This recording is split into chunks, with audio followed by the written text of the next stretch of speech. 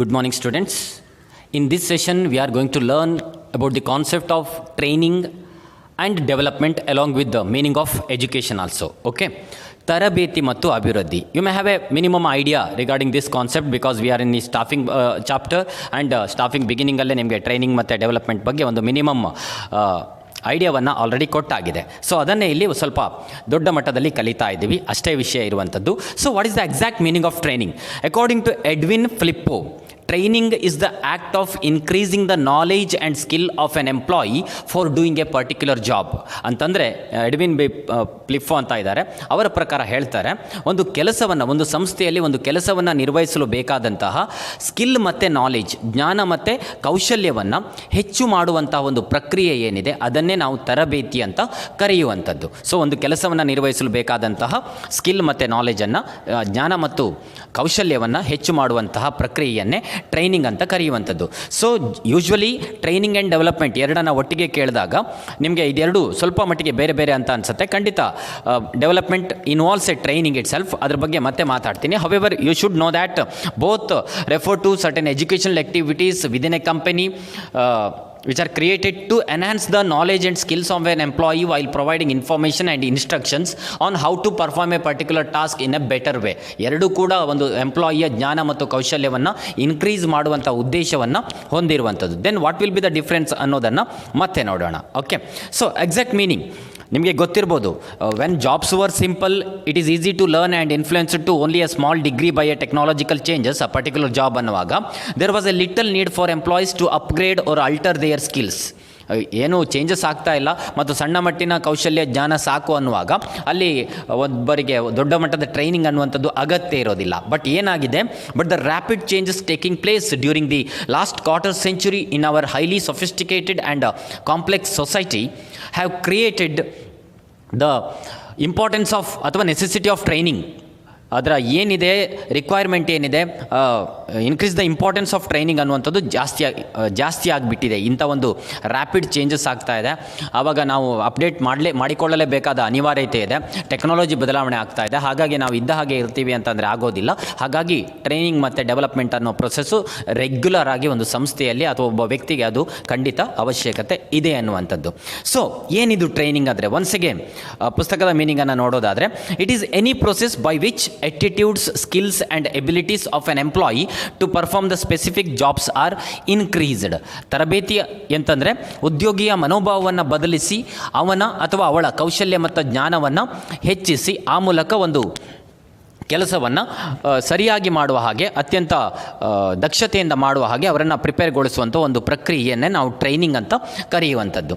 So ಡೇಲೆಸ್ beach ಅಂತ ಒಬ್ಬ ಅವನೊಂದು ಡೆಫಿನೇಷನನ್ನು ಕೊಡ್ತಾರೆ.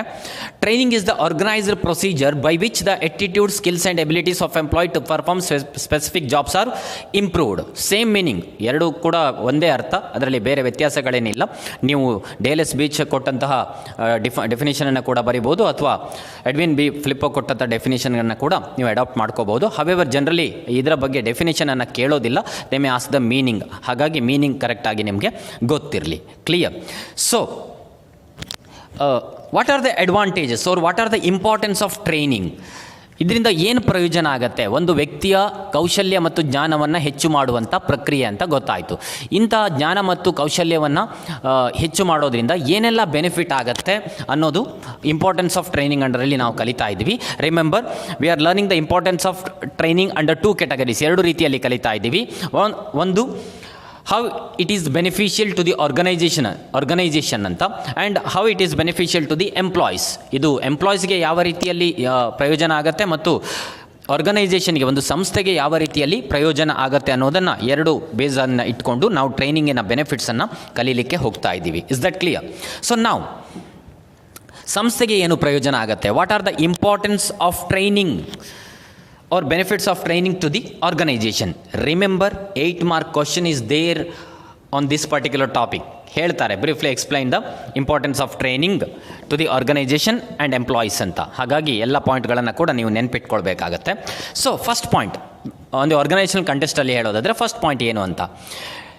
Systematic learning better than hit and trial method. ನಿಮಗೆ ಕೇವಲ ಆ ಪಾಯಿಂಟ್ಗಳನ್ನು ನೆನಪಿಟ್ಕೊಳ್ಳಲಿಕ್ಕೆ ಆಗಲಿ ಅಂತನ್ನೋ ಕಾರಣಕ್ಕಷ್ಟೇ ಆ ಸಣ್ಣದಾಗಿ ಪಾಯಿಂಟ್ಗಳನ್ನು ಕೊಟ್ಟಿದ್ದೀನಿ. ಅದನ್ನೇ ಒಂದು ಸೆಂಟೆನ್ಸಲ್ಲಿ ಎಕ್ಸ್ಪ್ಲೈನ್ ಮಾಡಿ ಬರೆದ್ರೆ ಮುಗ್ದೋಗುತ್ತೆ. Training is a systematic learning. ನಿಮಗೆ ಗೊತ್ತು, ಒಟ್ರಾಶಿ ಟ್ರೈನಿಂಗ್ ಕೊಡಲಿಕ್ಕೆ ಬರೋದಿಲ್ಲ. So it is a systematic learning always better than hit and trial methods which lead to wastage of efforts and money. ಮೊದಲೆಲ್ಲ ಏನು ಮಾಡ್ತಾಯಿದ್ರು, ಮುನ್ನುಗ್ಗುವ ಮತ್ತು ಪ್ರಯೋಗ ಮಾಡುವ ವಿಧಾನ ಅಂತ ಕರಿತೇವೆ. ಒಂದ್ಸಲ ಟ್ರೈ ಮಾಡುವ, ಏನಾಗುತ್ತೆ ನೋಡುವ, ಆ ಥರ ಎಲ್ಲ ಮಾಡಿ ಜಾಬ್ ಮಾಡಲಿಕ್ಕೆ ಆಗೋದಿಲ್ಲ. ಈಗ ಏನಿದ್ರು ಹಿಟ್ ಆ್ಯಂಡ್ ಟ್ರಯಲ್ ಮೆಥಡ್ ಮಾಡಿದಾಗ ಏನಾಗುತ್ತೆ, ಯಾವತ್ತೂ ಕೂಡ ಅದು ವೇಸ್ಟೇಜ್ಗಳಿಗೆ ದಾರಿ ಮಾಡಿಕೊಡುತ್ತೆ ಮತ್ತು ಪರಿಶ್ರಮ ಮತ್ತು ಹಣ ಎರಡೂ ಕೂಡ ಪೋಲು ಆಗುವಂಥದ್ದು. ಹಾಗಾಗಿ it is better than that type of method because through training he can get the exact amount of knowledge and skill to perform a particular work in a better way ಅನ್ನುವಾಗ ನಿಮ್ಮ ಹಿಟ್ ಆ್ಯಂಡ್ ಟ್ರಯಲ್ ಮೆಥಡ್ನ ಅವಶ್ಯಕತೆ ಖಂಡಿತ ಇರೋದಿಲ್ಲ. ಹಾಗಾಗಿ ಹೇಳ್ತಾ ಇದ್ದಾರೆ training is a systematic learning process always better than hit and trial method which lead to the wastage of efforts and money ಅಂತ. Is that clear?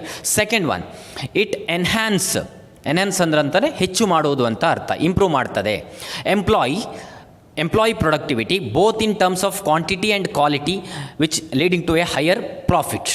ನಿಮಗೆ ಗೊತ್ತಿರಲಿ, ಇದು ಎಂಪ್ಲಾಯೀಸ್ಗಳ ಅಥವಾ ಅಂತಂದರೆ ನೌಕರರ ಎರಡೂ ರೀತಿಯ ಗುಣಮಟ್ಟ ಮತ್ತು ಪ್ರಮಾಣ ಇದಕ್ಕೆರಡಕ್ಕೂ ಸಂಬಂಧಪಟ್ಟ ಹಾಗೆ ಉದ್ಯೋಗಿಗಳ ಉತ್ಪಾದಕತೆಯನ್ನು ಜಾಸ್ತಿ ಮಾಡುತ್ತೆ, ಹಾಗೆ ಆ ಮೂಲಕ ಹೆಚ್ಚಿನ ಲಾಭಗಳಿಗೆ ಕಾರಣ ಆಗ್ತದೆ ಅನ್ನುವಂಥದ್ದು.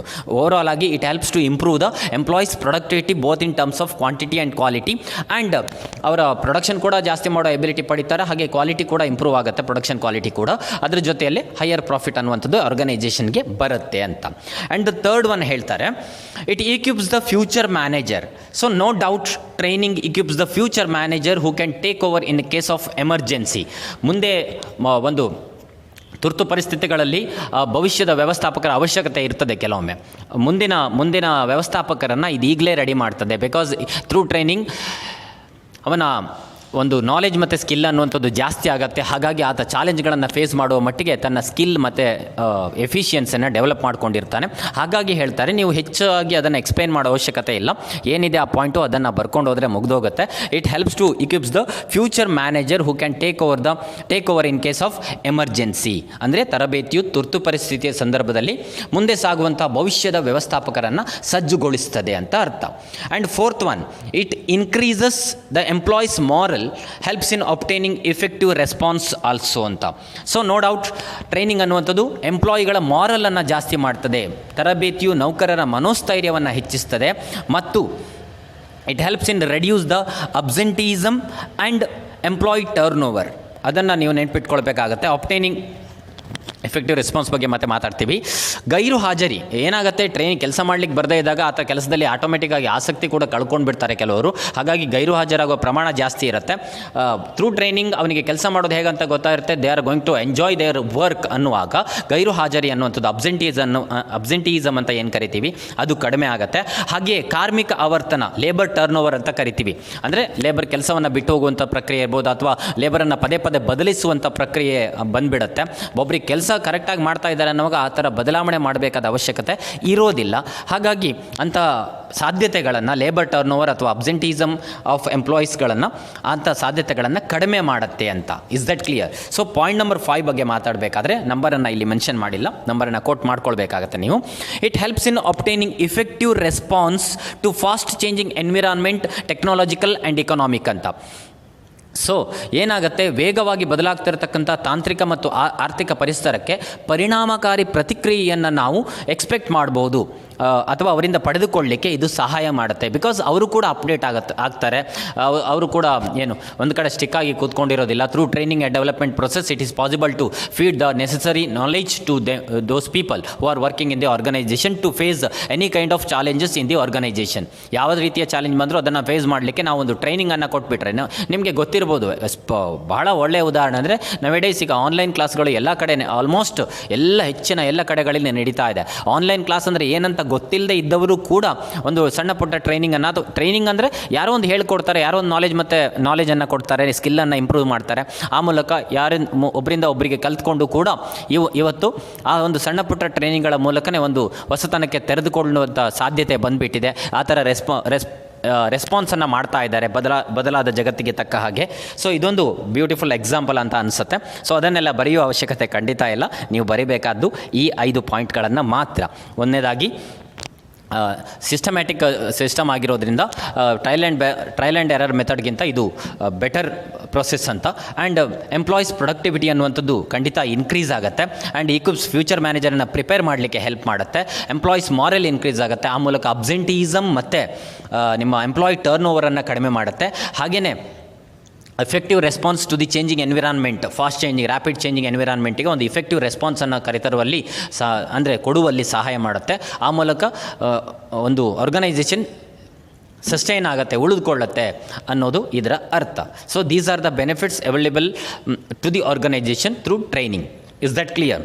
ಸೊ ನೆಕ್ಸ್ಟ್ ಒನ್ ಬರುವಂಥದ್ದು, what are the benefits of training to its employees, to the employees. So ಏನು ಉದ್ಯೋಗಿಗಳಿಗೆ ಏನು ಪ್ರಯೋಜನ ಆಗುತ್ತೆ ಅಂತ. ಉದ್ಯೋಗಿಗಳಂದರೆ ಕಾರ್ಮಿಕರು, ನೌಕರರು ಎಲ್ಲ ಬಂದರು, ಯಾವುದೇ ರೀತಿಯಲ್ಲಿ ಕೇಳಿದರೂ ನಿಮಗೆ ಗೊತ್ತಿರಬೇಕಾಗತ್ತೆ. So number 1, it improves skill and knowledge. No doubt it improved skills and knowledge. It helps to improve the skill and knowledge of the workers to perform a particular task in a better way. Is it not? ಹಾಗಾಗಿ the improved skills and knowledge due to training lead to a better career to the individual.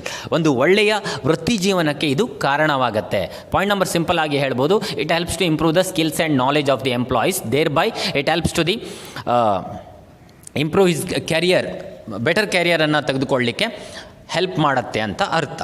Next ಬರುವಂಥದ್ದು, increased the performance and thereby it helps to earn more. So it helps to increase the performance of the employee, increase the level of performance of the employee, thereby it helps the individual to earn more. ಹೆಚ್ಚಿನ ಗಳಿಕೆಯನ್ನು ಮಾಡಲಿಕ್ಕೆ ಸಾಧ್ಯ ಆಗತ್ತೆ. ವ್ಯಕ್ತಿಯಿಂದ ಹೆಚ್ಚಿದ ಕಾರ್ಯನಿರ್ವಹಣೆಯು ಅವರಿಗೆ ಹೆಚ್ಚು ಗಳಿಸಲಿಕ್ಕೆ ಸಹಾಯ ಮಾಡ್ತದೆ. Those are performing better way ಅನ್ನುವಾಗ ಅವರಿಗೆ ಹೆಚ್ಚಿನ ರೀತಿಯ ಒಂದು ಸೌಲಭ್ಯವನ್ನು ಕೊಡ್ತಾರೆ. ಒಂದು ಬೋನಸ್ ಸಿಗ್ಬೋದು, ಎಕ್ಸ್ಟ್ರಾ ಕಮಿಷನ್ ಕೂಡ ಸಿಗ್ಬೋದು, ಅಥವಾ ಅವರಿಗೊಂದು ಪ್ರಮೋಷನ್ ಕೂಡ ಸಿಗ್ಬೋದು. ಅದನ್ನೇ ನಾವು ಹೆಚ್ಚಿನ ಗಳಿಕೆ ಅಂತ ಹೇಳ್ತಾ ಇರುವಂಥದ್ದು. ಓವರಾಲ್ ಆಗಿ increased performance through training by the individual help him to earn more ಅಂತ ಅರ್ಥ. ನೆಕ್ಸ್ಟ್ ಬರುವಂಥದ್ದು third one, training makes the employees more efficient to handle machines, thus less prone to accident. ಟ್ರೈನಿಂಗಿಂದ ಏನು ಸಾಧ್ಯತೆ ಆಗುತ್ತೆ ಕೇಳಿದರೆ, ಇದು ಉದ್ಯೋಗಿಗಳಿಗೆ ಯಂತ್ರಗಳನ್ನು ಅತ್ಯಂತ ಹೆಚ್ಚು ಪರಿಣಾಮಕಾರಿಯಾಗಿ ನಿರ್ವಹಿಸಲಿಕ್ಕೆ ಸಹಾಯ ಮಾಡ್ತದೆ. ಆ ಮೂಲಕ it less prone to accident ಅಂತಂದರೆ ಅಪಘಾತಗಳ ಸಾಧ್ಯತೆಗಳನ್ನು ಕಡಿಮೆ ಮಾಡ್ತದೆ. ಅಪಘಾತಗಳು ಆಗದೇ ಇರುವ ಹಾಗೆ ನೋಡಿಕೊಳ್ಳುತ್ತೆ. Because how to handle a particular machine ಅನ್ನೋದು ಉದ್ಯೋಗಿಗಳಿಗೆ ಅರ್ಥ ಆಗಿರುತ್ತೆ. ಆ ಮೂಲಕ ಭಾಳ ಜಾಗ್ರತೆಯಿಂದ ಅದನ್ನು ಮೇಂಟೈನ್ ಮಾಡ್ತಾರೆ because of training. Is that clear? So it increases the satisfaction and moral of the employees also, because through training they are going to enjoying the work. When they are going to enjoy the work, because they know everything about regarding their work, how to perform their work in a better way ಅನ್ನುವಾಗ, and when they perform in a better way, automatically ಒಂದು ಒಳ್ಳೆಯ appreciation ಅವರು receive ಮಾಡಿಯೇ ಮಾಡ್ತಾರೆ. ಹಾಗಾಗಿ when they are going to enjoy a particular job, definitely there will be a increase in the morality of the employees and satisfaction level of the employees. ಆ ಎರಡೂ ಕೂಡ ಅವರ ಒಂದು ತರಬೇತಿಯ ಅನ್ನುವಂಥದ್ದು ನೌಕರರ ಸಂತೃಪ್ತಿ ಮತ್ತು ಮನೋಸ್ಥೈರ್ಯ ಎರಡನ್ನು ಕೂಡ ಹೆಚ್ಚು ಮಾಡಲಿಕ್ಕೆ ಸಹಾಯ ಮಾಡ್ತದೆ. So these are the benefits of the training to the employees. Is that clear? So ಎರಡನ್ನು ಕೂಡ ಏನು ಪ್ರಯೋಜನ ಆಗುತ್ತೆ ಎಲ್ಲವನ್ನು ಕೂಡ ಒಂದೊಂದು ಸಿಂಪಲ್ ಸೆಂಟೆನ್ಸಲ್ಲಿ ನೀವು ಎಕ್ಸಾಕ್ಟಾಗಿ ಬರೆದು ಬಿಟ್ಟರೆ ಮುಗಿದೋಯ್ತು. 8 ಮಾರ್ಕಿನ ಭಾಳ ಸರಳವಾದ ಸಿಂಪಲ್ ಒನ್, ತುಂಬ ಸರಳವಾದ ಮಾಹಿತಿ ಮತ್ತು ಆನ್ಸರ್ ಉಳ್ಳಂಥ ಒಂದು ಒಳ್ಳೆಯ ಕ್ವಶನ್. ಹಾಗಾಗಿ ಇಂಥ ಕ್ವಶನ್ಗಳನ್ನು ಯಾವ ಕಾರಣಕ್ಕೂ ಅವಾಯ್ಡ್ ಮಾಡಲಿಕ್ಕೆ ಹೋಗಬೇಡಿ. ಒಂದು 2-3 ಪದಗಳನ್ನು ನೀವು ನೆನ್ಪಿಟ್ಕೊಂಡ್ರೆ ನೀವು ಅದನ್ನು ನಿಮ್ಮದೇ ರೀತಿಯಲ್ಲಿ ಖಂಡಿತ ಎಕ್ಸ್ಪ್ಲೇನ್ ಮಾಡಲಿಕ್ಕೆ ಸಾಧ್ಯ. ಸೊ ಕಮ್ ಟು ದಿ ಈ ಡೆವಲಪ್ಮೆಂಟ್ ಮತ್ತು ಎಜುಕೇಷನ್ ಅಂತ ಕಲೀಲಿಕ್ಕಿದೆ. ಸ್ವಲ್ಪ ಮಟ್ಟಿಗೆ ಅದರ ಮೀನಿಂಗ್ ಆದರೂ ಗೊತ್ತಿರಬೇಕಾಗತ್ತೆ. ಹವೆವರ್ ನಿಮಗೆ ಗೊತ್ತಿರಲಿ, ಆ ಡೆವಲಪ್ಮೆಂಟ್ ಮತ್ತು ಟ್ರೈನಿಂಗ್ ಒಂದೇ ಅಲ್ವಾ ಅಂತಂದರೆ ಎರಡೂ ಕೂಡ ಒಂದೇ. It deals with the increase in the knowledge and skills of an employee to perform the task, no doubt. But training ಅನ್ನೋದೇನಿದೆ, it is a process initially taken by the management with the object of meeting the present need of an employee. Remember, ಈಗಿನ ವರ್ಕನ್ನು ಏನು ಮಾಡಬೇಕು ಅದನ್ನು ಸರಿಯಾಗಿ ಮಾಡಬೇಕನ್ನೋ ಕಾರಣಕ್ಕೆ management ತೆಗೆದುಕೊಳ್ಳುವಂಥ ಒಂದು process ಏನಿದೆ ಅದನ್ನು training ಅಂತ ಕರಿತೀವಿ. ನಿಮಗೆ ಗೊತ್ತು, It refers to a process of increasing the skills and knowledge of an employee to perform a specific task. ಒಂದು ನಿರ್ದಿಷ್ಟ ಕೆಲಸವನ್ನು ಮಾಡಲಿಕ್ಕೆ. ಅದೇ ಡೆವಲಪ್ಮೆಂಟ್ ಅಂತಂದರೆ it is taken by the management the objective of meeting the future needs of an employee. ಮುಂದಿನ ದಿನಗಳಲ್ಲಿ ಆತ ಹೇಗೆ ಜಾಬನ್ನು ಇಂಪ್ರೂವ್ ಮಾಡ್ಕೋಬೋದು, ಯಾವ ಜಾಬನ್ನು ಅಕ್ವೈರ್ ಮಾಡ್ಕೋಬೇಕು, ಹೆಚ್ಚಿನ ನಾಲೆಜನ್ನು ಗಳಿಸ್ಕೊಳ್ಳುವಂಥ ಪ್ರಕ್ರಿಯೆ ಏನಿದೆ ಅದನ್ನೇ ಡೆವಲಪ್ಮೆಂಟ್ ಅಂತ ಕರೆಯುವಂಥದ್ದು. ಓವರಾಲ್ ಆಗಿ it involves the overall employees growth in an organisation. ಒಂದು ಓವರಾಲ್ ಎಂಪ್ಲಾಯಿ ಗ್ರೋತನ್ನು ಅದು ಡೆವಲಪ್ಮೆಂಟ್ ಅನ್ನುವಂಥದ್ದು ಒಳಗೊಂಡಿರ್ತದೆ. ಸೊ ಅದನ್ನೇ ಹೇಳ್ತಾ ಇದ್ದಾರೆ, it is the learning opportunities design to help employees growth.